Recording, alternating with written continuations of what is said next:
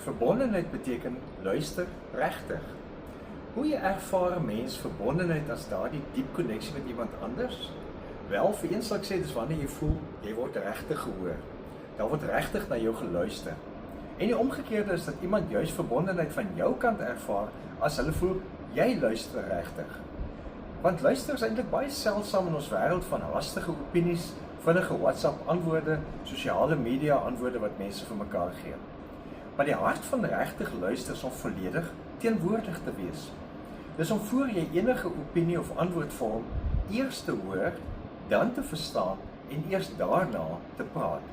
Die Bybel is nogal baie reguit hieroor. Hoor wat staan in Spreuke 18 vers 13. Wie antwoord voor hy die vraag gehoor het, is dwaas en kom in die skande. Anders gestel, as jy regtig luister, kom jy nie stupid oor nie. Ons sien natuurlik al die wrakke wat veroorsaak word deurdat mense nie regtig luister nie. In die nuus van 'n leiers foute maak omdat hulle nie geluister het nie. Hulle het nie geluister na kundiges of gemeenskappe of hulle eie eerlike mense nie, en dan doen hulle dwaase goed. Gelukkig sien ons ook die ander kant, en dis waar vredesprosesse, versoening en herstel gebeur, eenvoudig omdat mense regtig na mekaar begin luister het.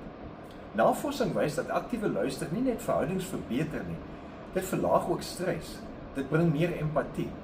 Wanneer jy luister, word jy eintlik 'n instrument van vrede. Ons bou brûe in verbondenheid wanneer ons aktief en teenwoordig luister. So vir vandag, luister regtig. Weerhou jouself daarvan om al klaar aan 'n antwoord te dink terwyl iemand nog besig is om te praat. Luister regtig. Jy word geïnspireer.